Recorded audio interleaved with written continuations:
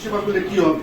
আমরা এই বিষয়ে স্বাস্থ্য মন্ত্রণালয়ের সাথে কথা ওনারাও বলছেন ওনাদের স্বাস্থ্যসেবা শুরু হবে আগামী জুলাই মাস থেকে, তাও 3টে সিটি কর্পোরেশনে, ঢাকা উত্তর, ঢাকা নর্থ, ঢাকা উত্তর, দক্ষিণ আর চিটাগাং। তাহলে আমার বাকি এলাকাগুলো কি হবে? এই স্বাস্থ্য কেন্দ্রগুলো কি বন্ধ থাকবে না স্বাস্থ্যসেবা যেগুলো ছিল সেগুলো চলমান থাকবে? কোনো ডিসিশন নাই, হুট করে একটা চিঠি দিল তোমরা ট্রান্সফার করে দাও, আমরা সবাই ট্রান্সফার করতেছি, এরা মাননীয় প্রধানমন্ত্রীর নির্দেশনা মানতে হবে। কিন্তু মানতে হবে, মানার পথে যে প্রক্রিয়াগুলো সেই প্রক্রিয়াগুলো কি হবে?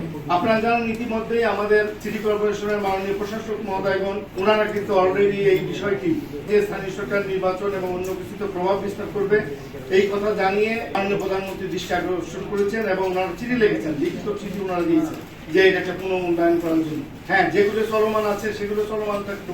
আমাদের একটা প্রক্রিয়া আছে, মাননীয় প্রধানমন্ত্রী বলেছেন যে অব্যবহৃত, এগুলো তো অব্যবহৃত না, এগুলো তো অলরেডি গ্রামে আমাদের দরিদ্র জনগোষ্ঠীর মধ্যে এখনো urban primary health care project শেষ হওয়ার পরেও এগুলো সংশ্লিষ্ট সিটি কর্পোরেশন, স্থানীয় সরকার বিভাগ তারা অর্থের মাধ্যমে এগুলোর সার্ভিস এখনো চলমান রয়েছে।